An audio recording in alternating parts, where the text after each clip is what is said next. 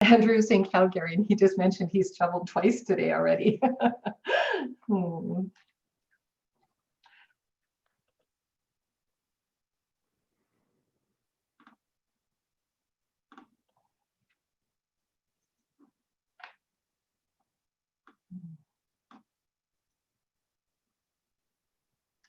Great to see the wonderful members from all across our nation, Andrew. You've got a wonderful group of foundations joining us today. Yeah, and everybody's bragging about how sunny it is in Southern Ontario and Halifax. I assume the similar for Peterborough. We'll try and send some of the sun your way. Yeah. Unfortunately for you guys, the jet stream goes the other way, so you guys are probably in for some of our stuff eventually. How beautiful is it today in Halifax, Dana? It is pretty marvelous, very sunny. Wonderful. Hovering around 15, I think. Perfect. Perfect. Are you still getting some nice colors there in the trees? Yeah, a little bit. Mm-hmm. Lots of oranges.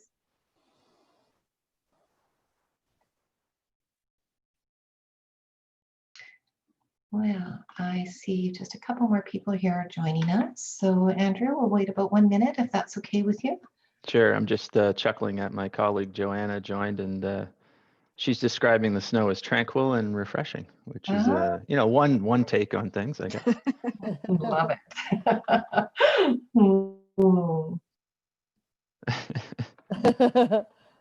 We're totally lying. I love it. Joanna, we love you. Love your sense of humor.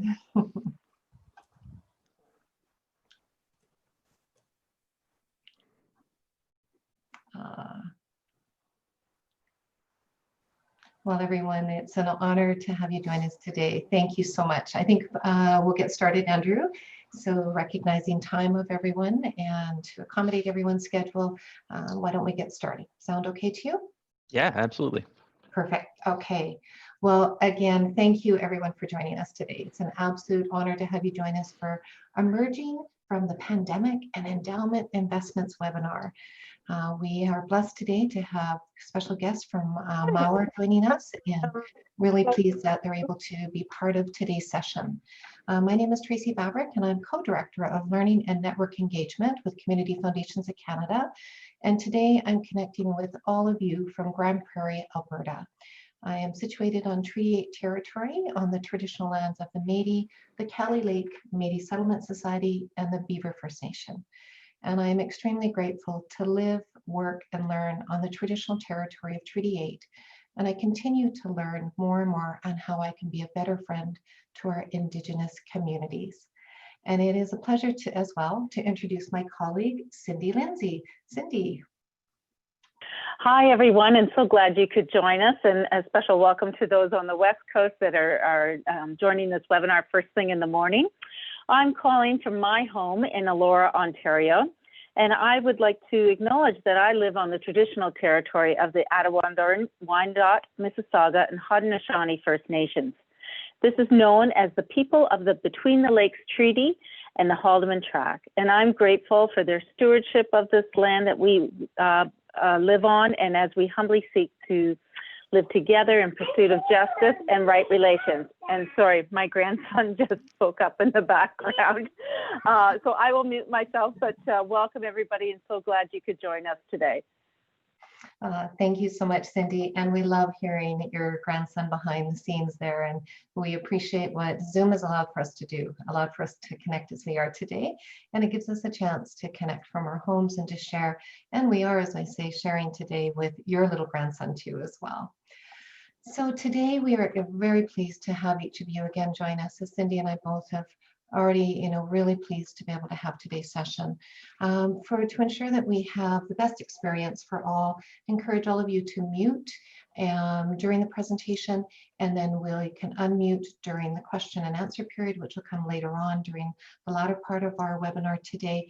But we love the chat box and love seeing the messages already coming into the chat box.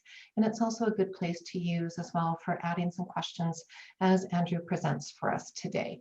We are recording today's session, and it will be available on the CFC Resource Library, and it will be uploaded in the very near future, so you'll be able to access for future reference. And we also encourage you to close all applications to ensure that you have the very best experience, as we all recognize that we're working through the aspects of the internet today, and there are times when our internet does become challenged.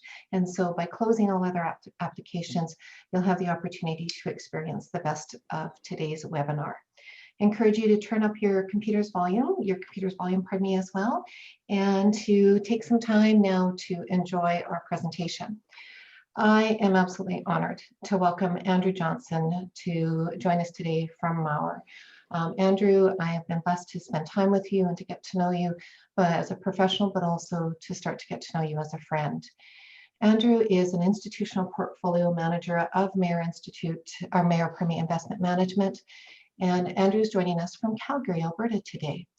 Andrew works directly with some of the largest and most well-established companies, organizations, and charitable foundations that have chosen Mauer to be their partner in managing their assets. He values the opportunity to work with executives as well as board and committee members to ensure they have a full understanding of how their capital is being invested to help achieve their objectives. Before joining the firm in 2007, Andrew held positions in both the accounting and legal departments of a diversified private holding company based in Nova Scotia, where he was born and raised. And he's hoping to get back to Nova Scotia next summer to spend time with his family. As you can imagine, the pandemic has limited that opportunity. Andrew has a Bachelor of Arts from Mount Allison University and is a CFA charter holder with the investment experience since 2007. He is a member of the CFA Institute and the CFA Society of Calgary, and Andrew is a fellow colleague of the not-for-profit Governance Essential Program through the Institute of Corporate Directors. Andrew, you and I can speak governance together. For me, love it. And Andrew also serves as a volunteer with Make-A-Wish Foundation Canada, and is past president of the Calgary Sunrise Toastmasters Club. Now on weekends, you will find Andrew with his beautiful wife and his 3-year-old and his 5-year-old daughters looking for the next best Johnson family adventure. And they enjoy time exploring the city of Calgary and the beautiful green spaces that Calgary provides. And one of their most favorite drives is spending time in the Canmore Banff region, beautiful spot to be, and enjoys time hiking through and enjoys the different lakes like Johnson Lake, Two Jack Lake, and the Minnewaca area. Now during the evenings, you will find that Andrew has a wide variety of restaurants he enjoys in the Calgary area, and so him and his family may grab some takeout and enjoy a movie with those beautiful daughters. And as a result, when his daughters have the chance to pick the movie, which I think is fairly often, he gets to enjoy the movie Frozen, and he enjoys it numerous times. So all the family members on the that are with us today can remember what it's like to enjoy movies repetitively. I so remember those days. Now recently, Andrew and his wife started binge watching the entire series of Schitt's Creek. And so I have to say, Andrew, I just recently started as well. And I echo your comments when you said to me that is very well deserving of all the Emmy love that it's gotten this year. And that one of the very special moments that Andrew shared with me is he used to watch reruns of this SCTV on his grandmother's house after school. And as we know, Eugene Levy was part of that series, and now Andrew's really pleased that he has the opportunity to get a heavy dose of Eugene's comedy and his talent again today. So Andrew, it is a pleasure to welcome you, and thank you for your care and friendship of the Community Foundation movement, and it's a pleasure now to turn the program over to you. Thank you, Tracy, and thank you for the kind words and the wonderful introduction. And that's actually, thank you is exactly where I wanted to start today, because I am also grateful for not only being here today with all of you and all of you joining the session, but also all that you and your teams are doing. We've been witness here at Moore to several of the rapid response funds, for example, that have been set up over the last several months. And webinar. Oh. The meeting at 1. I'm going to be leaving here shortly because I go into the office to do some. Amanda has a meeting at 1. So I think what I wanted to say right out of the hop here is that us seeing this, we've seen it for several years here at Moore, but I think it really shows recently the power and the focus behind community foundations at their core. But I think it also shows the power and the focus of all being on the same page through a collective movement like the CFC, yet still decentralized in order to affect the most prudent and appropriate impact for local and regional communities. And I think I said this last time, but community foundations, in our view, sit in this unique position with relationships, obviously, to our governments and other charitable organizations, and just our communities at large. And the leadership from that position has been on full display for a long time, but it's especially relevant, I think, when we're faced with an acute and damaging hit to our economy. And I think it can be very easy when we talk about the economy to lose sight of the fact that it has immediate and, unfortunately, in some cases, lasting effects on our communities and the individuals and the families that are part of it. So thank you from the bottom of our hearts for everything that you and your teams are doing through such an unprecedented period of history. I've titled this talk, I've kind of commandeered the title that Tracy provided me, and I've titled it Yesterday, Today, and Tomorrow, because I'm going to start with a bit of a market overview. And that will follow the framework of kind of what has happened, what's going on today, what could happen down the road. And then I'm also going to round things out by touching on a key document for any foundation, which is the investment policy statement. And it just so happens that with a little artistic license, I can fit it into that framework as well. So I wanted to begin with just highlighting what has changed since the last time we spoke. For anybody that joined the last time that I was a part of one of these webcasts, which was March 24th, just 1 week after we transitioned to working from home, I was broadcasting live from a makeshift workstation in our master bedroom. And anyone who lives with their life partner is likely aware that it's not a sustainable arrangement for a workspace. I was very quickly relegated to our basement and eventually have found a welcome home here in our den. So this is my fortress of solitude for the foreseeable future. Now, of course, a lot of other things have changed since the last time I spoke to many of you. So as the virus emerged and made its way around the world, we spoke last time about how containment was the most important thing in our collective attempt to mitigate the spread of the virus.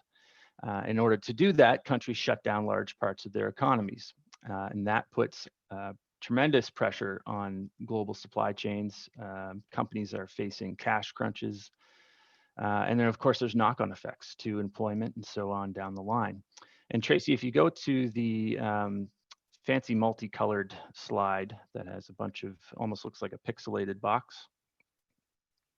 This one, yeah.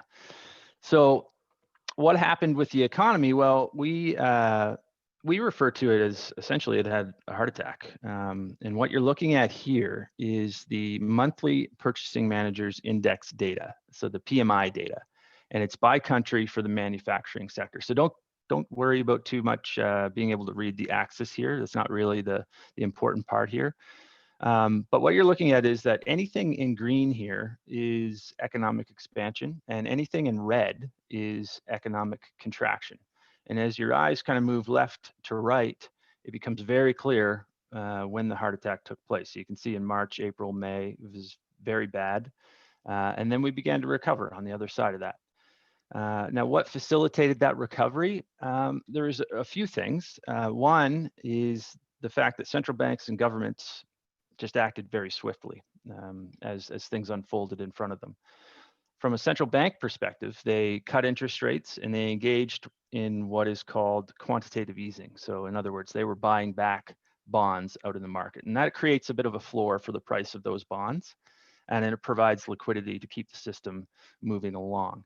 And those are both things that they pulled directly out of the playbook that they had back in 2008 and 2009. If you recall back then, it actually took much longer to enact a lot of these strategies because it was new. They needed to figure it out in a debate things, and of course politics get in the way when you're trying to do something swiftly like this. So they were able to act much more quickly this time around because they had that experience to call upon, and it worked last time, so everyone agreed that they could do it again. What was different this time is that governments stepped in and stepped up with a massive amount of fiscal spending. So this, mostly around the world, and especially here in Canada, came in the form of direct payments to both individuals or households and businesses. And around the world, that amounted to trillions of dollars. So anywhere between 5 to 20% of their GDP was spent on COVID, depending on the country. So the result of that was essentially that it added materially to debt burdens around the world, and we're likely going to be working through this for some time. Now, where did all of this get us to? Well, we're not quite back to normal. For example, if you look here in Canada, September unemployment was still right around 9%, I believe.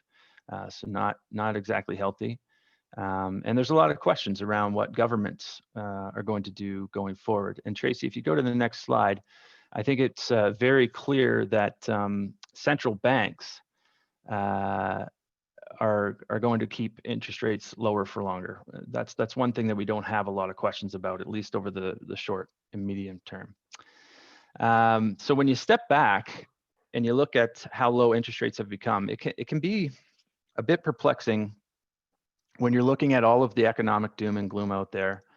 Yet on the other side of things, the stock market, along with other assets like housing, for example, have increased substantially. And the reason is that low bond yields and low interest rates in general support the valuations of other asset classes. So capital is always going to flow, generally speaking, to higher returning asset classes. So if you're faced with a 10-year Government of Canada bond that is going to pay you, I think, right around 60 basis points or 0.6% per year, and you're comparing that to a blue chip stock, for example, that is yielding 3 to 4% on their dividend, or maybe you're even considering taking additional risk to earn potentially more than that, you're likely to always shift into equities, all else being equal. And that's what's happened around the world. And the result has been a stock market that has rapidly risen from the end of Q1 to today. This is, in our view, an unintended consequence, probably unavoidable given the circumstances, but unintended nonetheless, and in the sense that it has widened the social divide in society. So you have all of those individuals, households, institutions that have wealth or have invested in assets like equities or housing, they've been benefiting. And there's a segment of the population that does not have that wealth or hasn't invested or is unable to invest in those assets, and they've been left behind. And it's often this latter group that is most impacted by a situation like the COVID pandemic. And I think this is something as society we are going to have to resolve as the future unfolds. And of course, it's one that is front and center to a community foundation's core purpose. Now, if you go to the next slide, Tracy, what are some of the things on our minds, at least as we continue on down the road? Well, the first and most common thing that we've been discussing of late is that we've got a kind of ingredients that are in place for both an inflationary as well as a deflationary environment, which is kind of contradictory over the short and medium term. So inflation is whenever the prices of goods and services is rising, and deflation is when the prices of goods and services are declining, usually because of too much supply and not enough demand, to put it simply. So on the inflation front, COVID-19, the pandemic in general, has proven to be an accelerator of the deglobalization that was already in play. It was kind of slower moving, but it's certainly sped up, or at least the rhetoric of it has sped up lately.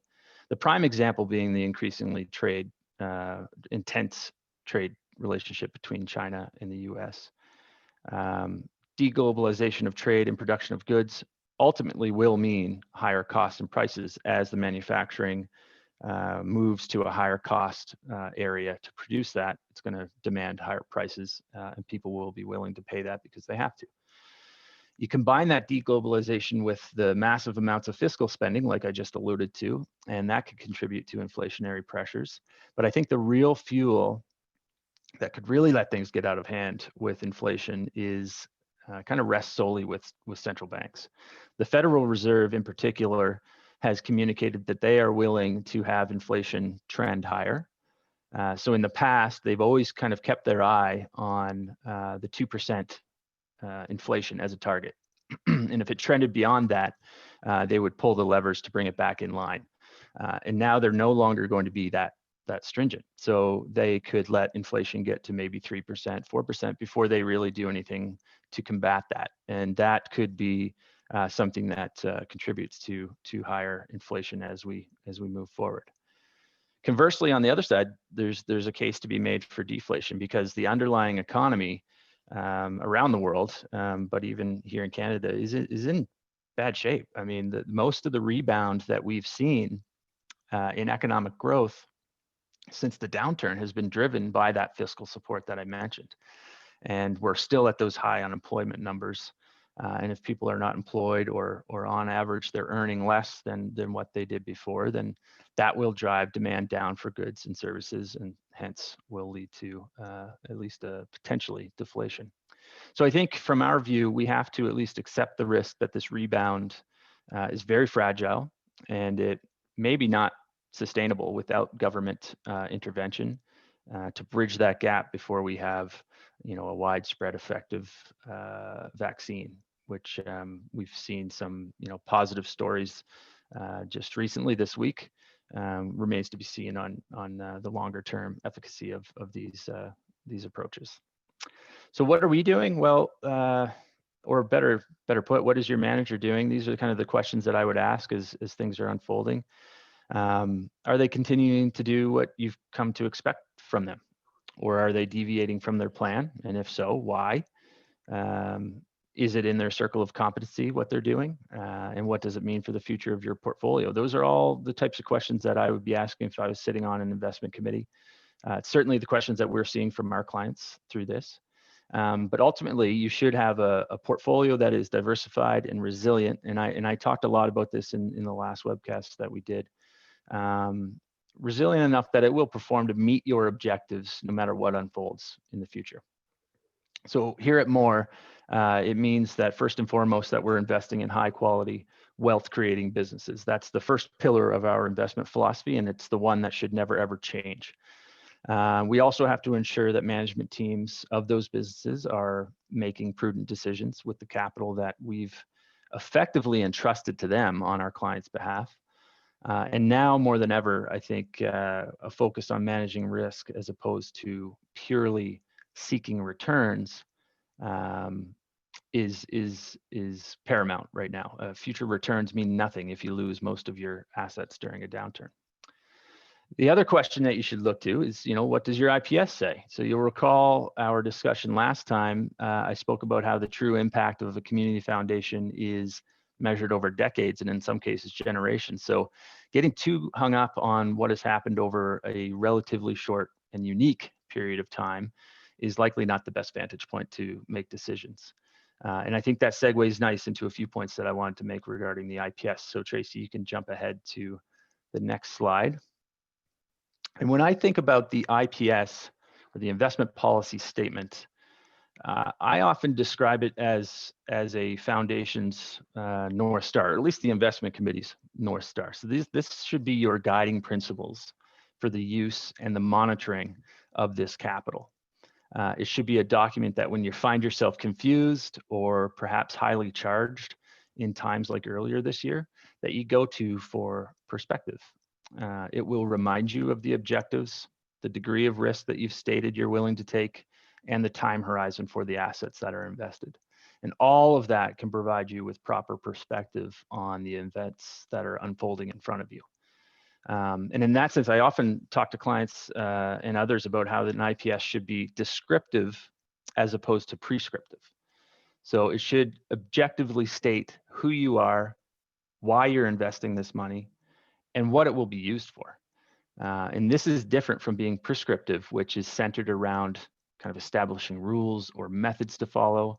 I'm not saying you can't or shouldn't include rules or constraints, but what I am saying is that the core part of your document should probably avoid it. Rules and constraints can be established between the foundation and the investment manager, and those will and should change frequently to reflect changes in the market and regulatory environment, for example. But the IPS should always make it clear you know where you want to go, but you're flexible in how you get there. So the example would be, getting too wrapped up in how many, triple B bonds you hold in your portfolio could really lead to missing the forest for the trees.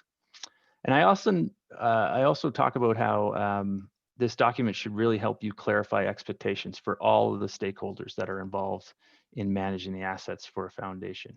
So it comes down to having obviously clear, appropriate, and attainable goals for you and your manager to center all of your discussions around. So, all of the things that are happening in the market or the global macroeconomic landscape and so on are going to be matters of discussion, really depending on the circumstances. But the manager and the committee should always be clear on what matters. Are you currently achieving your objectives? Are you doing it within your level of risk tolerance? And has anything changed that could prevent us from achieving our objectives within that level of risk moving forward? So every meeting that you have with your investment manager should answer those questions, or every discussion for that matter that you have with your manager. I've listed a few ingredients here on the right hand side, and of course there's all the things that people would be familiar with. Your purpose and goals. I mentioned constraints, a structure, some sort of guidelines for monitoring the performance, and then of course roles and responsibilities, getting back to that clarifying expectations, and continuity. And if you go to the next slide, Tracy, you'll see that I've listed actually here what I wanted to focus on today, which is really the key ingredients, at least from my perspective. And go get a decent sized grain of salt, because I am an investment manager. So this is just one person's view. There are other stakeholders that may view this differently, but getting back to what I wanted to explain was, really centering around the core part of your document here and making sure that this is spelled out correctly. All of the other details can be added in after or added as a separate document, whatever you want to do with them. But if we're really focused on what matters, then these are the three areas that I focus in on each time that I look at an IPS, or if I'm building one from scratch for that matter. The first one that you'll see here is a description of the foundation. And this is where I kind of fit it into the yesterday and today part of the framework. And I include this because I think it contributes to the last point on the previous slide, which was continuity. And I think that's something that is often lacking. And all I mean by this description is that the first paragraph or two of the IPS should be a description of the foundation's history, kind of who they serve, why they exist. You could even take it further. You could talk about your vision, your values, and all of this should be really easy to get into your policy, because you can simply probably copy and paste it from your website. But you may be asking kind of why we need to include that in the IPS, when anyone who is picking up and reading the policy is likely aware of these things. And the first thing that I would say is that I wouldn't take that for granted. You could have someone very new on the committee that may benefit from seeing this directly in the policy, or potentially even a donor just kind of, perusing your website, looking around, and this is the first thing that they go to when they're considering making a donation to your foundation. The second thing that I would mention is that from our side, it's not only me that is looking at the IPS for our clients. And I'm very familiar with our clients and their vision and values and their history because of my relationship with them, working directly with them. But others at the firm will be looking at it, and that would be very similar to other investment managers. Our compliance department will look at it. Our performance analysts, our associates and analysts on our portfolio team will be looking at it. And having a brief description up front, in my experience, really strengthens the connection between the individual reading the document and the meaning of the capital that the foundation has invested. So suddenly when that person moves on to read about the objectives or the risk tolerance or the spending policy, it's rooted in what these mean for the beneficiaries of the investment returns that are achieved through the portfolio. This ultimately will improve empathy. It will, if we can improve empathy, we can improve our understanding of the decision making between two parties. And I think that goes a really long way in the relationship between a foundation and an investment manager.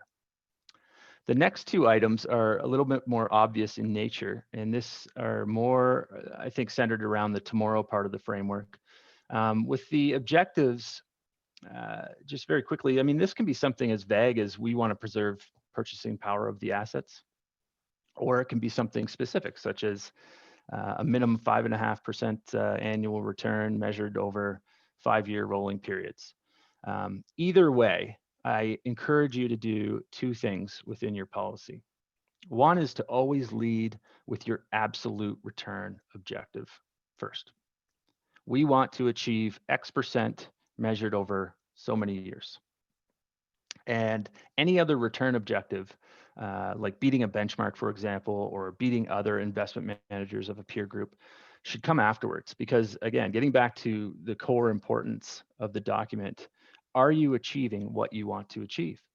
If your manager is failing at that objective, then that's obviously a conversation that will take place, and you can look at your secondary objectives, and you may very well determine that you have the wrong manager in place. But you could also determine that, hey, we're not achieving this objective, but neither is anyone else. And if that's the case, then it's a deeper discussion on whether or not you have the right objectives in place, or you're going about trying to achieve them in the wrong way. Either way, that absolute return objective is by far the most important. And two, the second thing that I would say is to build it from the bottom up.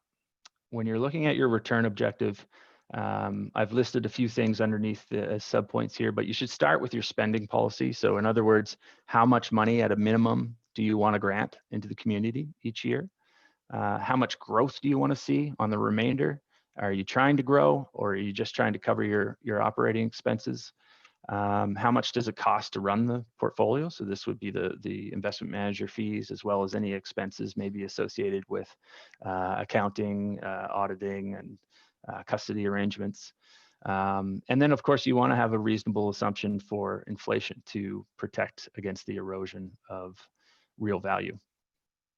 And then my final point here on risk tolerance, this really comes down to two things. The first, and again, I'll always lead with the most important one here, is the ability to take risk.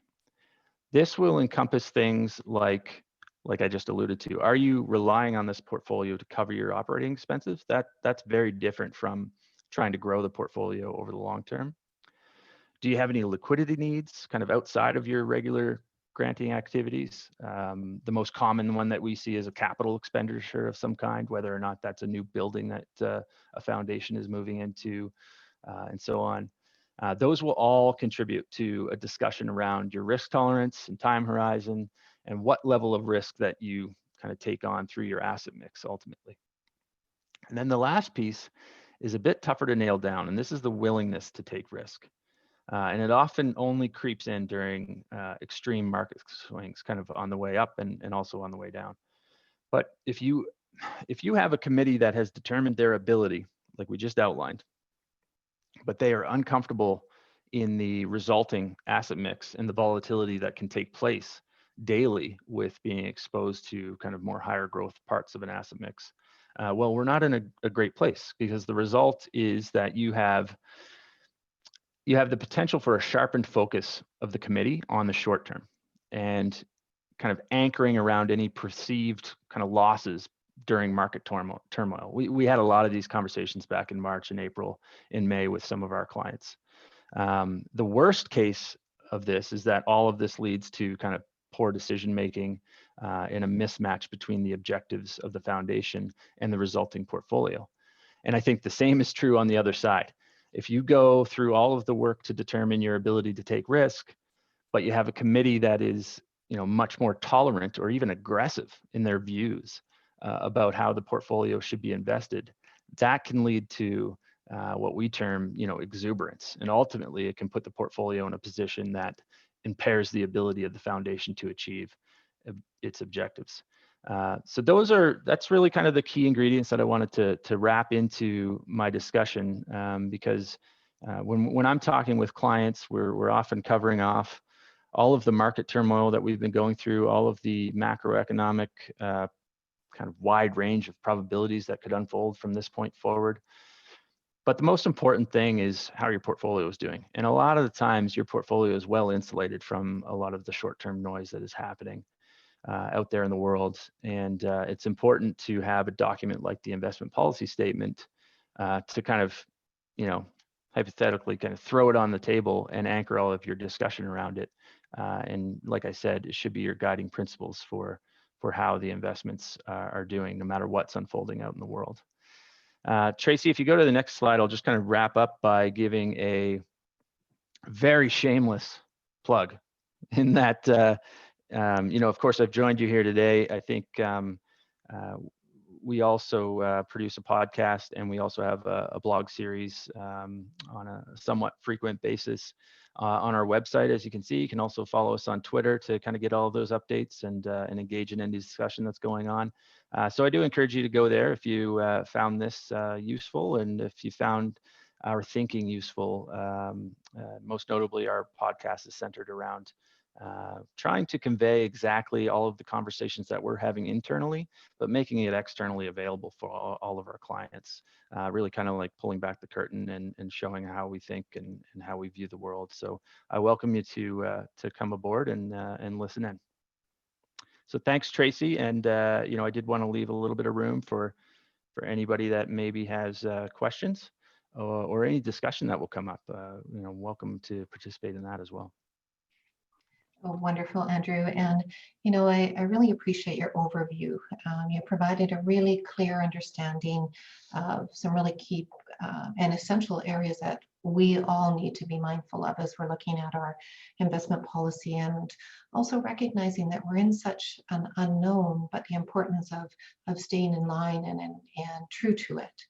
And you brought up some really, really valuable pieces today. And I know I saw some comments in the chat box that already the request of, can we have a copy of your slides? So, with your permission, we'd like to share a copy of the slides with everyone so that they can also use the slides to present to their investment committees. So that's one question for us. And then Cindy, have you had any questions there that as well from the chat box? Oh, Yeah. Hi, Andrew. Thank you so much for this. This was terrific. I'm just thinking back to the presentation you did with us the end of March. So we were just starting into this pandemic, and a lot of community foundations we were hearing seeing that they were experiencing a bit of a knee-jerk reaction to the pandemic and their investments, and wanting to put investment management out for RFP and really doing lots of changes, and you kind of urged, stay the course. Things are changing every day, and it's not the time to do that. So given that we are, 7-8 months out now, can you expand on whether it is a good time now to review or revise the investment policy statement, knowing that things are still, in a bit of flux? And because I know this is always on the mind of community foundations. Yeah, absolutely. It is a common, curiosity that many committee members and other executives are having. So to go back, my advice back then, in general, typically still holds today. If you anchor yourself back into that long-term objective of the portfolio, and you're holding that up as your measurement, as long as that hasn't been severely impacted or impaired throughout this, then you're likely okay. It's always a best practice to take a look at your investment policy alongside your investment manager, at least on an annual basis. So, throw that out there right away. I mean, that could be as quick as a 5-minute discussion to say, no, I've taken a look at it, I don't have any recommendations, or hey, what do you think about this? And then that can open up a lot of good discussion. But in terms of kind of alluding to maybe even looking at changing your managers, again, that is something that should be the culmination of more longer term kind of pieces of evidence. So if this last period, for example, the last, let's just call it 2020 for sake of simplicity. If this was kind of the last straw, or for example, if you had been hearing messages from your investment manager about how they would perform during certain periods, and they didn't do that this time around, or this was the second such time that maybe they didn't perform in line with what they promised or alluded that were the expectations, that is a serious conversation that the committee should probably have, because it is times like this, especially with foundations and endowments that are typically balanced in nature, trying to achieve, again, that short-term objective and the long-term objective. And if you're not getting close to where you want to be, then yes, that would be a factor to consider right now, and having that discussion internally first, and then going to your investment manager and having a candid conversation. Thanks so much. There's a question here from Vijay. Thanks, Vijay. I know this is specific. However, for most foundations, we need to deliver at least 5%.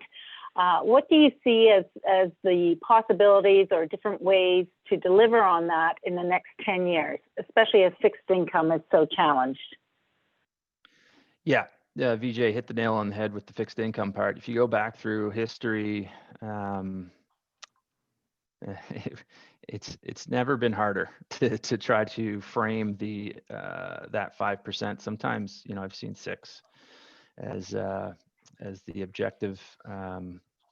You look out at future expected returns, and you're staring down at a bond portfolio, which is a large chunk of endowments and foundations asset mix, that is, hypothetically only going to give you, I don't know what the implied return right now would be, but 3% maybe, if you've got a conservative bond portfolio. Now there are other ways to try to kind of enhance that or reach for that, but you are taking on additional risk to do so. So you might be taking on liquidity risk by going into alternatives. You might be taking on just actual credit risk by moving down the bond kind of risk spectrum into kind of more higher yielding assets or a corporate bond portfolio of some kind. So all of those are not without trade-offs to try to get there. And then you have equity returns. Now, I would have said maybe a few years ago that equity returns were challenged. And here we are back above where we were kind of after the big meltdown in March. And now what does that say? So the long-term return, global equity return throughout history is roughly about 8% a year, I think, maybe slightly lower. So if we use that as, the 50-year kind of return, and you're 60% there and you're 40% in bonds, it's still, you do that quick math on the back of the napkin, you're probably still going to be very challenged to get that 5% overall.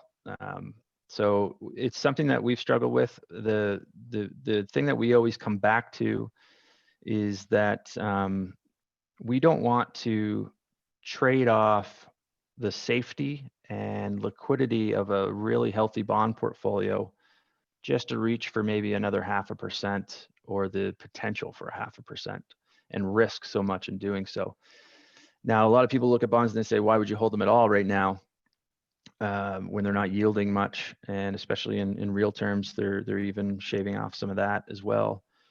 And in our view, the bond portfolio as part of a balanced asset mix, the purpose of it still holds true. Yes, you're trying to get some income and some yield out of it, but what you're really trying to do is prevent this permanent impairment of capital when we see something happen like back in March. So if you were 80, 90%, 100% equities in March, I mean, you're still getting back there with the returns. You're still trying to get back to where you were.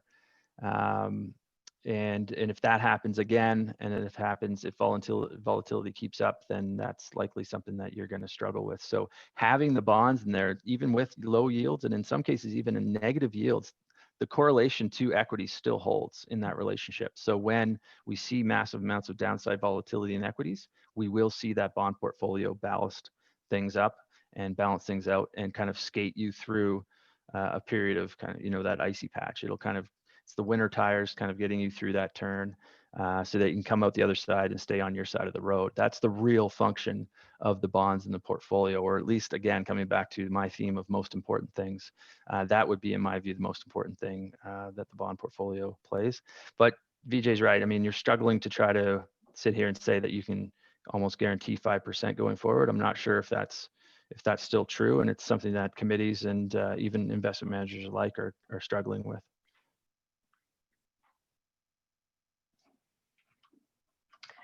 Great, thanks, Andrew. There's another question here, and this is an interesting one, but also a couple comments acknowledging appreciation for your straightforward and clear information, and it's simple to understand. But just, some of your thoughts around, do you have any comments or predictions that on the effect a vaccine might have on the market? Yes, it will be good.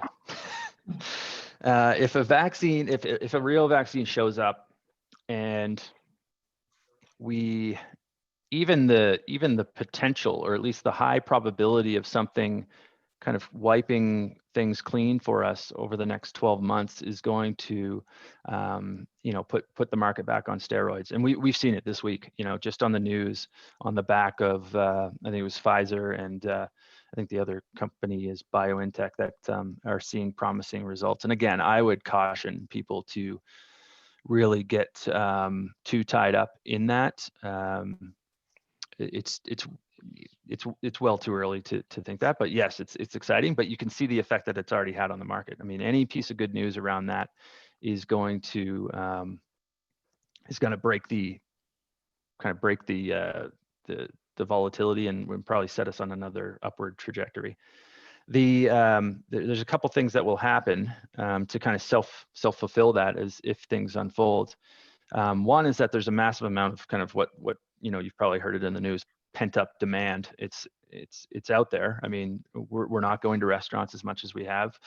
We're not walking down the street and stopping at shops and local retailers, and all of that we've seen that humans love doing that, because even when slight little lifts of the lockdowns that we've had locally, you've seen that kind of come back en masse. So that's going to happen. What also happened back in March and April is that the manufacturing sector around the world had to shut down a lot of their plants, and at the same time they've got this inventory that is kind of sitting there not being sold because the demand isn't there. So what's going to happen is that if we see the world go back to the consumer-driven kind of world that we're used to, it will spark kind of a wind down of the inventories that are sitting out there right now. And in order to get the inventories back up, manufacturers are going to bring people back to work.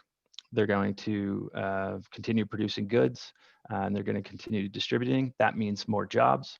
That means more people back to work. That means more kind of higher wages, at least on average, than what we've seen through this period. All of that, again, self-fulfilling, because more people have more money. They'll be able to spend it into the economy, and that will start driving things. So, in all likelihood, in a scenario where we have kind of, again, like I said, the scenario where we wipe this vaccine right off the face, or the pandemic right off the face of the earth with a vaccine, let's say 6 months from now, the market's going to get excited about that first. They're going to telegraph through, and that's going to make the stock market rise. But the real economy is going to really pick up after that, and we're going to see huge growth numbers come back online under that scenario. Now, if we see something happen where, let's say, for example, this vaccine is great, but 6 months from now, we realize that, because we didn't do the long-term studies, but 6, 7, 8 months from now, we realize that the vaccine doesn't, kind of wears off, and we see another virus show up, or the same virus kind of take hold again. Well, that's obviously going to be another kind of start-stop volatility-driven sort of market outcome, and of course, damaging effects to the economy, more government intervention, more debt burdens to work through down the line. Andrew, thank you so much. As noted through the chat box, the way you present, it's really clear, it's effective. You really bring things to the level of the ground level where we can all interpret and understand, and also help all of our foundations that are with us today in looking at what's the next opportunity for them and how can they ensure they're doing their best possible with their investments, with their IP, and looking at the strength of their organization to be strong, that they've got extra tools. So I thank you for sharing. Andrew, every time we get a chance to connect, you share a little more, we learn a little more, and we appreciate this relationship. You and your team at Mauer are tremendous supporters of our movement, of the community foundations, and always available. And I encourage everyone to definitely as well to access your podcast, and also as well to take time and enjoy your blog, because you do provide some really amazing tools for everyone. So kudos to you and your team. Thank you. Thanks, Tracy. As we look at closing off today, Andrew, do you have any other thoughts to share before we finish today? No, but I started with gratitude and I'll end with gratitude as well. Thank you for all of the comments that I haven't been able to. I usually shut down the chat when we're talking internally on our, we use Microsoft Teams. I have to close the chat because I get distracted, but I did have this one open. So thank you for all the comments that have came in, obviously the questions. And you can grab us on Twitter, send us a direct note through there. I believe my email address is somewhere located in here.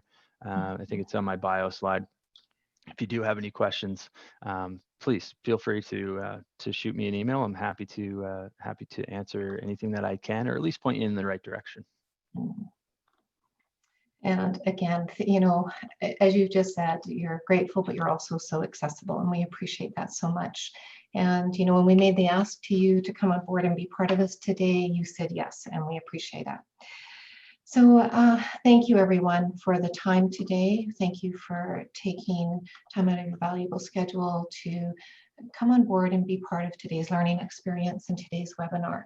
We do have some other events coming up in the near future as well, and you'll see that on the slide that's posted right now. We also include a session that's coming up next week on the 18th of November, and this is investment management from a board's perspective. And so really, this is your opportunity to invite your board members to come on board and to be part of some discussion around looking at your, similar to today, but also a little bit further into the investment policy mandate and direction. And our friends from Leith Wheeler Investment Council will be joining us for that session. On November 23rd, also as well, environmental, social, and corporate governance as a tool for building resilient portfolios and also reflecting on the recent developments in climate analysis. And this session will be brought to us by our friends at Manulife Investment Management. We also as well have our third session of our Treasure and Finance Fundamentals session. And we are very fortunate to have the support of Gord Hawley, who is Community Foundations of Canada board member. And Gord has been leading us through a tier of sessions to understand some of the fundamentals that are important for organizations to have as they look at internal financial controls. So if you would like to join us for the risk management session, which will be our final session, we really do encourage you to sign up for all of these sessions, or probably for this final session as well. We do have other events that are posted on our Community Foundations of Canada website under our events area. Please do follow that events page, and you'll see some other webinars and focus cohort sessions that we're hosting through the Learning Institute and other areas of Community Foundation of Canada. And cannot lose sight of, we have an amazing resource that's available for everyone. And so please do also follow our resource library. It's a great compilation of tools, webinars, and toolkits, fact sheets, etc., that are available for our Community Foundation movement to help to ensure you've got the tools necessary to be as strong and as efficient possible. And we recognize that as we're moving through this pandemic, those tools are really critical, because as we have strong tools in place, it helps us to be nimble, to be responsive, but also to be reflective of the times we're in. So as we close today, again, a huge thank you to you, Andrew, and your team. You and Joanne are tremendous. You always say yes to us, and we truly appreciate you and appreciate what you bring to the Community Foundation movement. And Thanks, to all of Tracy. our, I'm actually going to give you a big shout out on that, the Learning Institute and the Resource Library, because I've taken a look through it, and yeah, you should have some big kudos to the team that put all that together. It's very well done. well, thank you for your feedback on that. I can share that Cindy and I always see it as a moving target and always moving, and we're always adding to it. So it is a beautiful place that is available for everyone. And so really appreciate also the beautiful comments from everyone today. You know, everyone's packed, they're full, and they took time to be together with us too. So stay well, everyone. We recognize everyone is dealing with the uncertainty of the pandemic and moving through these times. And we appreciate everything you are doing to ensure that our communities throughout Canada are strong, they're caring, and doing the best they can. So take care, everybody.